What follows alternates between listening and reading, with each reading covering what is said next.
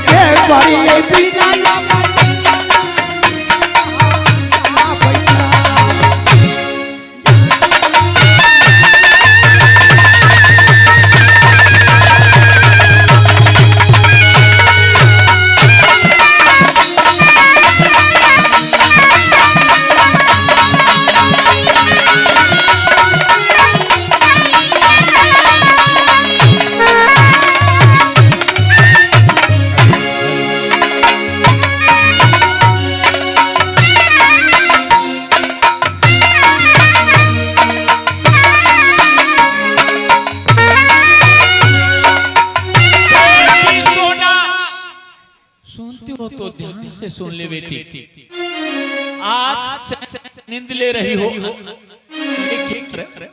मोती महल के पास सैन की नींद लेने के बावजूद मैं तुम्हारी मोती महल के पास प्रवेश की हूँ। मैं बोल रही हूँ माँ दुर्गा।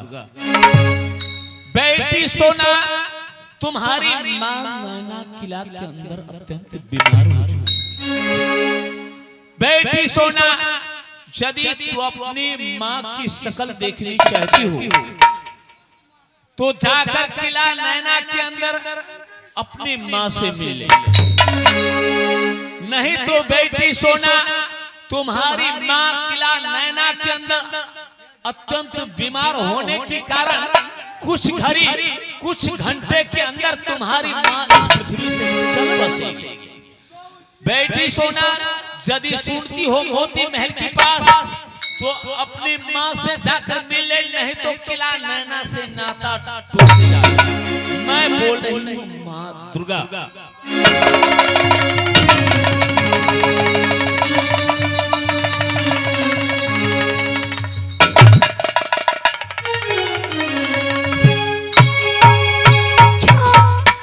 याद में अपनी लाली बहन पे सोई हुई थी। माँ ने क्या सपना देखी? माँ दुर्गा ने कही, बेटी सोना, तुम्हारी माँ नैना के अंदर अत्यंत बीमार है। अगर तुम माँ से मिलनी चाहती हो तो जल्द से जल्द नैना जाओ, नहीं तो तुम्हारी मां मर जाएगी। लेकिन मैं कैसे जाऊं, मैं कैसे अकेले नैना जाऊं? जिस नैना से मैंने नाता तोड़ के शहर मुहबाई हूं, मैं क्या मुख लेके जाऊंगी? जिस नैना से मैंने अपने सहोदर भाई को सर जुदा करके आई, मैं क्या मुख लेके जाऊंगी? लेकिन नहीं, सब कुछ मिल सकती है, लेकिन मां नहीं दुनिया में मिलेगी। मैं नैना जाऊंगी। इस समय मैं मुंगियाबादी को आकर के, अगर देवर जी मेरे साथ में जाएंगे तो देवर जी के साथ मैं नैना जाऊंगी। बादी हे के बाती सुन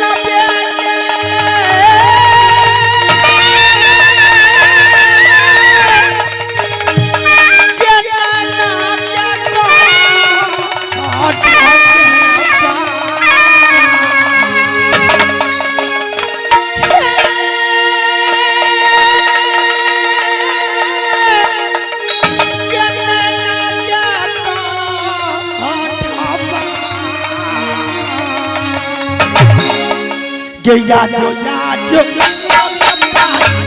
मेरी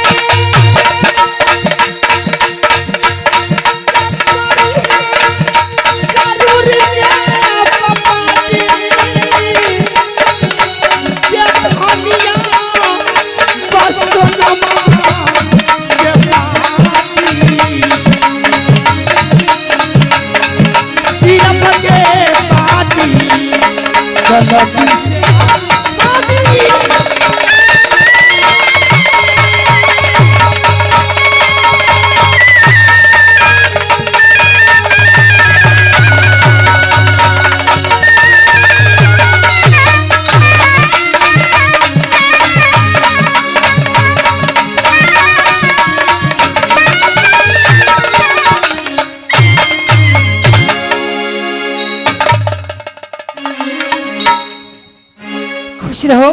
हम बख्शी नारायण बख्शी ताकि बख्शती श्री भगवान जय से निर्भय गंगा की उम्र भरे त्योहार। दादी मनन जी, इस समय जहाँ मेरी देवर जी डाक बंगले के पास है, मैं सुंदर सा बातें लिख कर देती हूँ, मेरे देवर जी तक पहुँचा दो। बादी क्यों नहीं मनन जी? या बया चरा ये भारी का ये सोना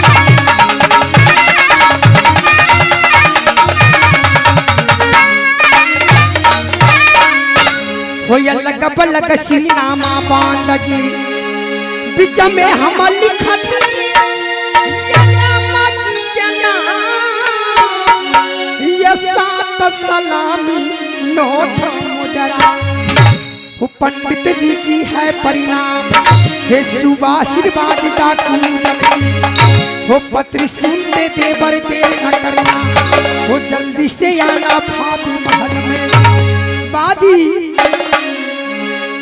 हो ये मक्की ये बेरिया बादी वो देवरा यही सोना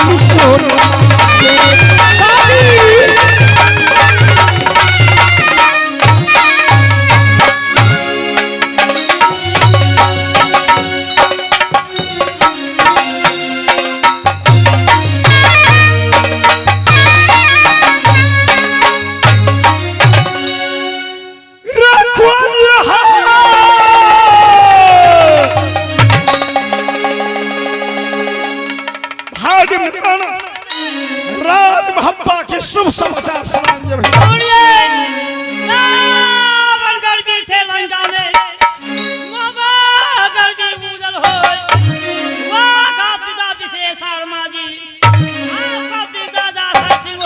अच्छा मैया रानी रेणुका थी आपका मैया सती गौरा जी हो वाके भाई कुंभकर्ण जी आपका भैया बलपति आल्हा हो वाके नारी मंदोदर थी आपकी भाभी सोना हो वाका बेटा मेघनाथ थे आपका भतीजा भी मनु इंदल हो वाके महल है रे सोने के राजमहल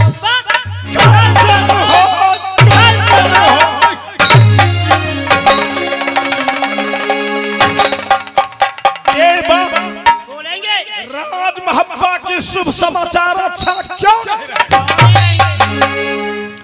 उदल 5 अंश लेकर राज महब्बा में उपस्थित है। घोड़ा सिंदला, घोड़ा बिंदला, अमर भगवती तलवार, पारसमणि, रोहिणी, बाएं आंख में बसे शनिचरा, दाहिने दुर्गा की वार्ता, रसरप्पा दुर्गा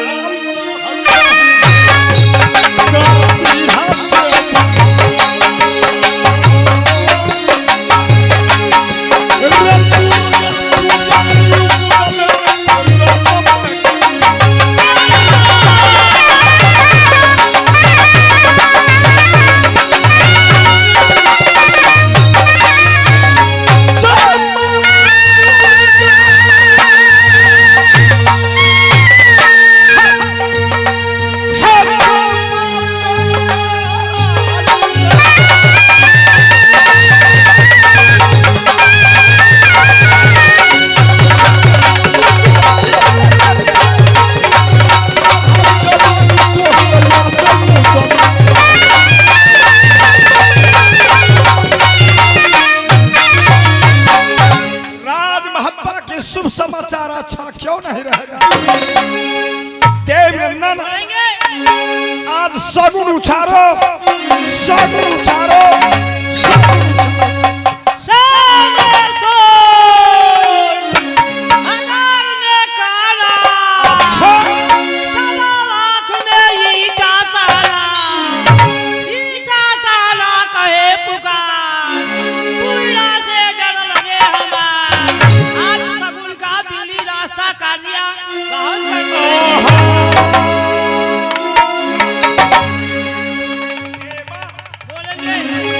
मेरे जात है राजपूत का, लोहे खाना लोहे पीना, लोहे के करा दिन रात रोना। दिल्ली रास्ता काट दिया तो क्या हुआ? भैया सुनो, ये बात है मेरी बात, रचा लो शगुनिया।